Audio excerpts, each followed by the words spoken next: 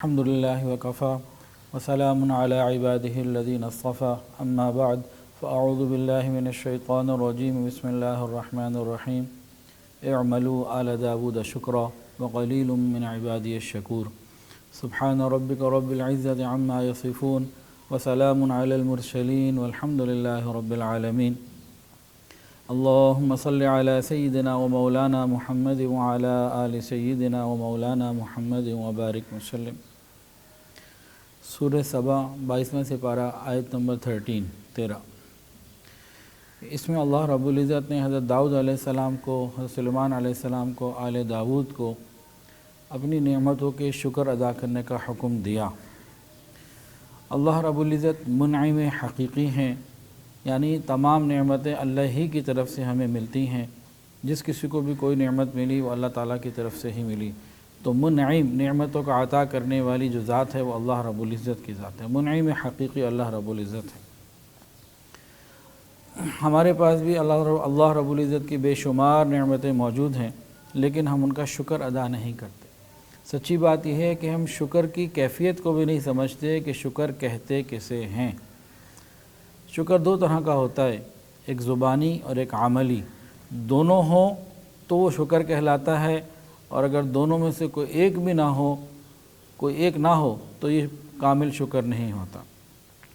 ہم لوگ زیادہ سے زیادہ زبانی شکر کو شکر سمجھتے ہیں، عملی شکر کو تو اکثر لوگ جانتے ہی نہیں۔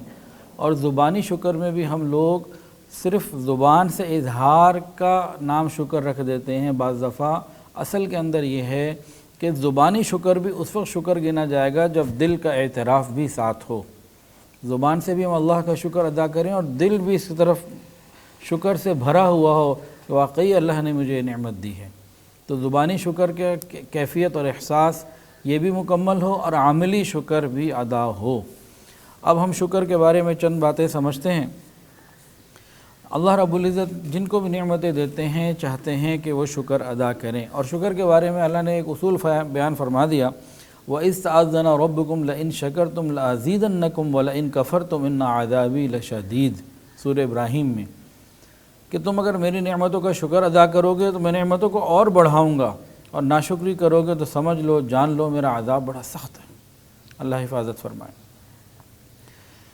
جو انسان نعمت کا شکر ادا کرتا ہے وہ نعمت کو اپنے پاس قید کر لیتا ہے۔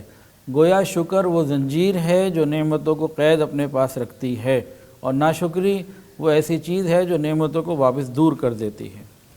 امام قرطبی رحمۃ اللہ نے فرمایا کہ شکر کی حقیقت یہ ہے کہ دل سے اس کا اعتراف کرے، زبان سے اظہار کرے کہ یہ نعمت اللہ رب العزت نے دی ہے۔ اللہ کا شکر دل کی کیفیت کے ساتھ ادا کرے، یہ اس کا ایک جزو ہے۔ دوسرا جزو فرمایا، اور پھر اس کو اس کی اطاعت اور مرضی کے مطابق استعمال کرے۔ جو چیز بھی اللہ نے دی ہے وہ اس کی اطاعت اور اس کی مرضی اور اس کے حکم کے مطابق استعمال کرے۔ اور آگے لکھتے ہیں، اگر کسی کی دی ہوئی نعمت کو اس کی مرضی کے خلاف استعمال کرنا یہ ناشکری ہے اور کفران نعمت ہے۔ یعنی جو اللہ رب العزت نے ہمیں نعمت دی ہے وہ اللہ تعالیٰ کی مرضی کے مطابق استعمال کریں۔ اگر مرضی کے خلاف استعمال کیا تو یہ ناشکری ہوگی۔ جیسے آنکھ اللہ نے دی ہے دیکھنے کے لیے، لیکن نامحرم کو دیکھنے سے منع کیا ہے، اگر ہم نامحرم کو دیکھ رہے ہیں تو یہ ناشکری ہے۔ زبان اللہ نے دی، ہم اس سے غلط باتیں کر رہے ہیں، جھوٹ بول رہے ہیں، غیبت کر رہے ہیں، تو یہ ناشکری ہے۔ اللہ تعالیٰ ہمیں اس بات کی صحیح سمجھ عطا فرمائے۔ تو اس سے معلوم ہوا کہ شکر جس طرح زبان سے ادا ہوتا ہے اسی طرح عمل سے بھی ادا ہوتا ہے۔ اور عملی شکر کیا ہے کہ نعمت کو اس طریقے سے استعمال کیا جائے جس طریقے سے نعمت دینے والے نے فرمایا، یہ بات ہے۔ اور حضرت ابو عبد الرحمن اسلمی رحمۃ اللہ نے فرمایا کہ نماز شکر ہے، روزہ شکر ہے، ہر نیک کام شکر ہے۔ مال اگر اللہ نے دیے تو زکوٰۃ دینا شکر ہے، صدقہ دینا شکر ہے، ہر نیک کام یہ عملی شکر میں آتا ہے۔ محمد ابن کعب قرظی نے فرمایا کہ شکر تقوی اور عمل صالح کا نام ہے۔ شکر کس چیز کا نام ہے؟ تقوی کا اور عمل صالح کا نام شکر ہے۔ اس آیت میں اللہ رب العزت نے شکر کا حکم تو فرمایا، لیکن اس طرح نہیں فرمایا کہ اشکرونی میرا شکر ادا کرو، بلکہ کیا فرمایا؟ اعملوا شکرا، عمل سے شکر کو مانگا کہ عملی طور پر شکر ادا کرو، کہ اللہ رب العزت کو عملی شکر بھی مطلوب ہے۔ چنانچہ جب حضرت داؤد علیہ السلام کو یہ حکم دیا گیا اور سلیمان علیہ السلام کو، تو انہوں نے اور ان کے خاندانوں نے کیا معاملہ کیا؟ انہوں نے قول اور عمل دونوں انداز سے شکر ادا کرنے کے لیے طریقہ کیا بنایا؟ عملی شکر ادا کرنے کے لیے تو انہوں نے یہ طریقہ بنایا کہ حضرت داؤد علیہ السلام اور سلیمان علیہ السلام کے گھروں میں ہر وقت اللہ تعالیٰ کی عبادت ہوتی رہتی تھی، کوئی نہ کوئی بندہ کسی نہ کسی طریقے سے اللہ کی عبادت میں مشغول رہتا تھا، اور ٹائم بنائے ہوتے تھے، اوقات متعین کیے ہوئے تھے، اتنی دیر اس نے عبادت کرنی ہے، پھر اس نے کرنی ہے، پھر اس نے کرنی ہے، تاکہ 24 گھنٹے اللہ رب العزت کی عبادت گھر میں ہوتی رہے۔ حضرت داؤد علیہ السلام کا مصلی 24 گھنٹے اس پر کوئی نہ کوئی عبادت کرتا رہتا، جو نماز کی جو جگہ تھی، چاہے حضرت داؤد علیہ السلام کر رہے ہوتے یا گھر کا کوئی اور فرد کر رہا ہوتا تھا۔ تو انہوں نے اس کا اہتمام اتنا زیادہ کیا کہ اپنے گھر کے جو افراد تھے ان کے اوپر تقسیم کر دیا کہ بھئی اس ٹائم سے لے کر اس ٹائم تک آپ نے ایسے عبادت کرنی ہے۔ اس طریقے سے انہوں نے شکر ادا کیا، اور آج بھی الحمدللہ بعض گھروں میں یہ بات موجود ہے کہ انہوں نے گھروں کے اندر کوئی جگہ بنائی ہوئی ہے عبادت کے لیے۔ فرض نماز جو مرد حضرات ہیں وہ مساجد میں جا کے ادا کرتے ہیں، لیکن وہ یہ کوشش کرتے ہیں کہ اس گھر کی جگہ کو 24 گھنٹے عبادت میں ہی رکھا جائے۔ گھر کا کوئی نہ کوئی فرد وہاں قرآن پڑھتا ہے، اور کوئی ذکر میں، کوئی مراقبے میں ہوتا ہے، کوئی تہجد میں، نماز میں، نفل میں ہوتا ہے۔ تھوڑے ضرور ہیں لیکن بہرحال کچھ نہ کچھ لوگ موجود ہیں جنہوں نے اپنے گھر میں اس طریقے کا اہتمام آج بھی کیا ہوا ہے۔ اور اسی طریقے سے بہت سارے خاندان ایسے ہیں، کئیوں کو تو میں جانتا ہوں، کہ انہوں نے کیا کیا ہوا ہے کہ ہر وقت ان کے گھر کا ایک آدمی تبلیغ میں رہتا ہے۔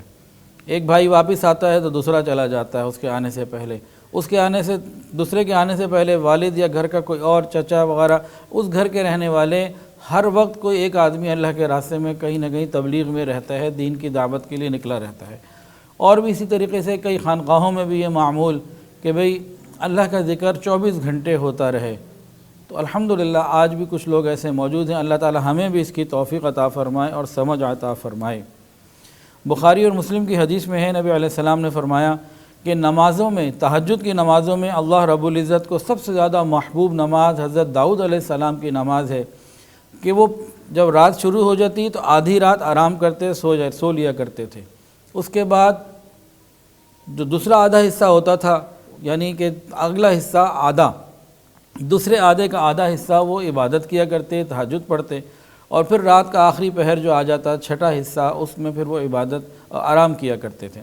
یعنی رات کے انہوں نے 3 حصے بنا لیے، آدھی رات آرام کیا اور دوسرے آدھے کو 2 پہ ڈیوائیڈ کر لیا۔ دوسرے آدھے کا پہلا حصہ تہجد اور عبادت کے لیے رکھا، اور آخری حصہ پھر آرام کے لیے رکھا۔ اللہ کے محبوب نے فرمایا کہ اللہ رب العزت کو یہ عمل بہت پسند ہے۔ ابھی رمضان ہے تو رمضان میں ہم کم سے کم اس کی فکر کر لیں کہ کچھ راتیں اللہ کی عبادت میں گزریں۔ اسی طرح رسول اللہ صلی اللہ علیہ وسلم نے ارشاد فرمایا کہ روزوں کے اندر اللہ رب العزت کو حضرت داؤد علیہ السلام کے روزے بہت زیادہ محبوب ہیں، صوم داؤدی کے نام سے وہ مشہور ہیں۔ وہ ساری زندگی روزے سے رہتے تھے، اس ترتیب پہ کہ ایک دن روزہ رکھتے اور ایک دن نہ رکھتے، ایک دن روزہ رکھتے اور ایک دن نہ رکھتے، گویا سال میں 6 مہینے روزہ رکھا کرتے تھے۔ یہ وہ عملی شکر تھا جو حضرت داؤد علیہ السلام نے اللہ تعالیٰ کا حکم آنے کے بعد کیا۔ حضرت فضیل رحمۃ اللہ علیہ سے منقول ہے کہ جب حضرت داؤد علیہ السلام پر یہ حکم نازل ہوا شکر کا، تو انہوں نے اللہ تعالیٰ سے عرض کیا، یا اللہ میں آپ کا شکر کیسے ادا کر سکتا ہوں، قولی ہو یا عمل کے ساتھ ہو، میں کیسے ادا کر سکتا ہوں کہ وہ شکر جس میں ادا کروں گا وہ بھی ایک مستقل آپ کی نعمت ہے، یعنی کسی بات پر میں آپ کا شکر ادا کر رہا ہوں تو یہ میرا شکر کا ادا کرنا یہ بھی آپ کی عطا کی ہوئی ایک نعمت ہے، اس کے اوپر بھی مستقل شکر واجب ہے۔ جب میں اس کے اوپر شکر ادا کروں گا تو اس شکر کے اوپر پھر مجھے شکر ادا کرنے کی جائے گی، تو میں تو آپ کا شکر ادا کر ہی نہیں سکتا۔ اللہ میں آپ کا کیسے شکر ادا کروں کہ جو بھی آپ کی نعمت عطا کی ہوئی ہے اس پر مستقل شکر کرنا واجب ہے۔ تو اللہ رب العزت نے فرمایا، اے داؤد اب آپ نے شکر ادا کر دیا، کیونکہ شکر ادا کرنے سے اپنے آپ کو عاجز تصور کرنا، یہ اعتراف کر لینا کہ میں اللہ رب العزت کی نعمت کا شکر ادا کر ہی نہیں سکتا، اتنی نعمتیں ہیں، بندہ شکر ادا کرتا رہے اور یہ خیال رکھے کہ میں تو شکر ادا کر ہی نہیں سکتا، تو یہ شکر کا ادا کرنا ہوتا ہے۔ ایسا نہیں ہے کہ بھئی شکر تو ادا ہو ہی نہیں سکتا، کرنے کی ضرورت ہی نہیں ہے، چھوڑو پھر، یہ بات نہیں ہے کہ انسان پورے یقین سے پورے دل کے ساتھ شکر ادا کرتا رہے، زبانی بھی، قولی بھی اور عملی بھی، دونوں طریقے کا شکر ادا کرتا رہے، اور ساتھ اپنے آپ کو یہ سمجھے کہ میں نہیں ادا کر سکتا، یہ ہے شکر ادا کرنا۔ شکر کے بارے میں ایک اور بات بھی ہے، اللہ رب العزت کی نعمت اور اس کا استعمال اور اس کا شکر، اس میں 4 باتوں کو ہم ذہن میں رکھیں، 4 پوائنٹس ہیں۔ جب انسان اللہ رب العزت کی کسی بھی نعمت کو صحیح طریقے سے استعمال کرتا ہے، یعنی جو اللہ چاہتے ہیں ویسے استعمال کرتا ہے، تو 4 چیزیں ملتی ہیں اس کو۔ انسان اللہ رب العزت کی کسی بھی نعمت کو جب اللہ تعالیٰ کے حکم کے مطابق استعمال کرتا ہے تو اس کو 4 نعمتیں عطا ہوتی ہیں۔ نمبر 1، اللہ تعالیٰ راضی ہو جاتے ہیں۔ نمبر 2، اس کو ثواب عطا کیا جاتا ہے، نعمت کا استعمال بھی کر رہا ہے، ثواب بھی لے رہا ہے۔ نمبر 3، اس کی نعمت میں اضافہ ہونے لگتا ہے، نعمت بڑھتی چلی جاتی ہے۔ اور نمبر 4، آخرت میں وہ نعمت بہت بڑھا چڑھا کر ہمیشہ کے لیے اس کو عطا کر دی جاتی ہے۔ تو کوئی بھی نعمت ہو، اس کے استعمال کے بارے میں ان 4 باتوں کو یاد رکھیں۔ نعمت دینے والی تو ذات اللہ کی ہے، اور ہر نعمت جو ہمارے پاس موجود ہے، اس اصول کے مطابق آپ اس کو سمجھ لیں تو ہم سب کو بات آسانی سے سمجھ میں آ جائے گی۔ پہلی چیز کیا؟ نعمت کو صحیح استعمال کریں گے، اللہ تعالیٰ راضی ہو جائیں گے۔ دوسری چیز، ثواب اللہ عطا فرمائیں گے۔ تیسری چیز، اس نعمت میں برکتیں جو ہے وہ اللہ عطا فرمائیں گے۔ اور چوتھی چیز، آخرت میں وہ نعمت بڑھا چڑھا کر ہمیشہ کے لیے عطا فرما دیں گے۔ یہ تو اس صورت میں ہے، یہ اصول اس صورت میں ہے جب نعمت کو اللہ کے حکم کے مطابق ادا کیا، نعمت کو اللہ تعالیٰ کے حکم کے مطابق استعمال کیا۔ ایک دوسری صورت ہے جو اس کا بالکل الٹ ہے، اس میں بھی یہی 4 باتیں آئیں گی لیکن اس کی الٹ، اس میں بھی 4 ہی باتیں ہیں لیکن وہ چاروں باتیں اس کا بالکل عکس ہیں، اس کے بالکل خلاف ہیں۔ وہ کیا؟ وہ یہ ہے کہ انسان کو اللہ رب العزت نے نعمت عطا فرمائی، اب اس نے اس نعمت کو اللہ تعالیٰ کی مرضی کے مطابق استعمال نہیں کیا، اپنی مرضی سے استعمال کیا کہ جی میرا جسم میری مرضی، میرا مال میری مرضی، میرا گھر میری مرضی، اپنی مرضی کو استعمال کیا۔ اللہ رب العزت کے حکم کو اس نے نظر انداز کر دیا۔ اب کیا ہوگا؟ ابھی بھی 4 باتیں ہیں۔ نمبر 1، اللہ رب العزت سخت ناراض ہوں گے، نعمت میں نے دی ہے، میری نہیں مان رہا۔ دوسری بات، یہ گناہ گار ہوگا۔ تیسری بات، اس نعمت کے اندر جو برکتیں ہیں، جو عافیتیں ہیں، جو سہولتیں ہیں، ان سے یہ محروم کر دیا جائے گا، ان کی حقیقت سے یہ محروم ہو جائے گا۔ اور نمبر 4، قیامت کے دن دردناک عذاب کا یہ مستحق ہوگا اور دنیا میں بھی تکلیفوں میں مبتلا ہوگا۔ یہ نعمت کا جو اصول ہے نا، نعمت کا آپ حق ادا کریں تو بھی 4 باتیں، حق ادا نہ کریں تو بھی 4 باتیں۔ حق ادا کرنے سے کیا مراد؟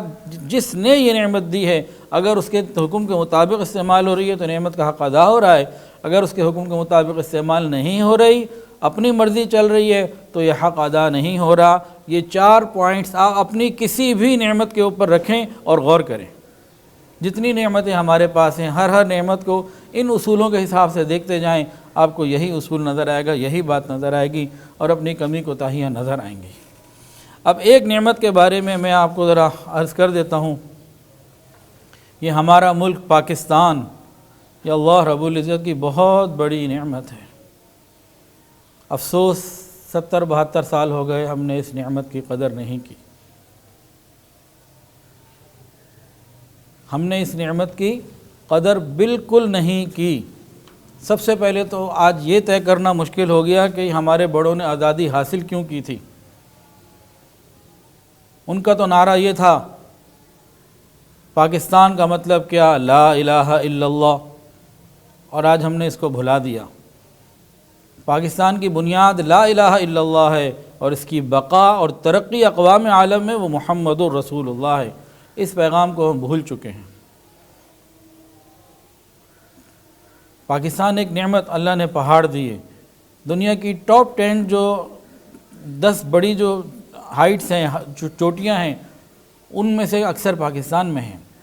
اللہ نے پاکستان کو معدنیات عطا فرمائی، اللہ نے دریا عطا فرمائے، اللہ نے صحرا عطا فرمائے، میدانی علاقے اللہ نے عطا فرمائے، اللہ تعالیٰ نے بہت ساری گیسز اور بہت ساری نعمتوں سے پاکستان کو نوازا، نہری نظام عطا فرمایا، موسم عطا فرمائے، ایک بھرپور نعمتوں سے بھرا ہوا ملک اللہ رب العزت نے ہمیں عطا کیا۔ کیوں کہ جنہوں نے ملک حاصل کیا تھا ان کے دل میں یہ بات تھی کہ ہم مکمل آزادی کے ساتھ اللہ کے حکم اور نبی کے طریقے پر زندگی گزارنے کے لیے ایک زمین کا ایک حصہ چاہتے ہیں، لیکن آج اس پیغام کو بھلا دیا گیا، اس کا ذکر بھی اب بہت کم کہیں ہوتا ہے۔ اب تو یہ بتانا بھی مشکل ہو گیا کہ ہمارے بڑوں نے آزادی کیوں حاصل کی تھی۔ اگر ہمارے بڑوں کو یہ پتہ ہوتا کہ ان کی اولادیں بے حیائی کریں گی اس طریقے کی جو آج ہم کر رہے ہیں، تو کیا وہ انگریز کو باہر نکالتے؟ اور انگریز جو ہے اس کی موجودگی میں بے حیائی کرنا زیادہ آسان تھا، نکالنے کی ضرورت ہی کیا تھی اگر ان کا یہ مقصد ہوتا۔ اگر ہمارے بڑوں کو پتہ ہوتا کہ ان کی اولادیں انگریز کا کلچر، ان کی زبان، ان کی تہذیب، ان کے طور طریقے اختیار کریں گے قرآن اور حدیث کو چھوڑ کر، تو کیا وہ انگریز کو باہر نکالتے؟ انگریز کی موجودگی میں یہ زیادہ آسان تھا کہ ان کے طریقوں کو اختیار کیا جاتا۔ انہوں نے تو اس لیے کیا تھا کہ محمدی کلچر، نبی علیہ السلام کے طریقے حیا اور پاک دامنی پر زندگی گزاری جائے۔ تو جن مقاصد کے لیے ہمارے بڑوں نے پاکستان حاصل کیا، اب تو بتانے والے بھی بہت تھوڑے ہیں اور سمجھنے والے بھی بہت تھوڑے ہیں۔ ایسا پروپیگنڈا اور ایسی باتیں آ گئی ہیں۔ میں نے بہت عرصہ پہلے ایک کتاب میں پڑھا تھا، اس میں ایک بزرگ تھے، انہوں نے ایک بات لکھی تھی کہ جب امام مہدی تشریف لائیں گے نا تو بہت سارے مسلمان ان کی مخالفت کریں گے۔ میں حیران تھا کہ یہ کیسے ہو سکتا ہے، یہ ہو ہی نہیں سکتا کہ کوئی مسلمان امام مہدی کی مخالفت کرے۔ مجھے سمجھ میں نہیں آتی تھی، لیکن آج کے حالات دیکھ کے مجھے سمجھ میں آ رہی ہے کہ واقعتاً ایسا ہوگا۔ جب امام مہدی آئیں گے اور کہیں گے میں امام مہدی ہوں، تو بہت سارے مسلمان انکار کر دیں گے کہ آپ امام مہدی نہیں ہیں، کیونکہ یہ لوگ مسلمان جو ہیں علماء سے دور ہو چکے ہوں گے۔ جنگ میں شیخ الحدیث حضرت مولانا حبیب اللہ صاحب دامن برکاتہم کے بعد ایک صاحب آئے، وکیل تھے وہ کہنے لگے، جیسے بعض لوگ چھیڑتے ہیں نا، تو کہنے لگے حضرت یہ بتائیے کہ امام مہدی جو ہیں وہ حنفی ہوں گے، حنبلی ہوں گے، شافعی ہوں گے، مالکی ہوں گے، کیا ہوں گے؟ تو انہوں نے حضرت نے جواب دیا، فرمایا کہ دیکھو وہ جو کچھ بھی ہوں گے وہ مولوی، اور مولوی سے تم کو چڑھ ہے۔ تو جو آج علماء سے، نبی کے وارثین سے نفرت کرتے ہیں، ان سے دور ہیں، تو یہ لازمی بات ہے امام مہدی کو بھی کہہ دیں گے کہ آپ غلط ہیں، کہ ذہن سازی ایسی کرتے چلے جا رہے ہیں۔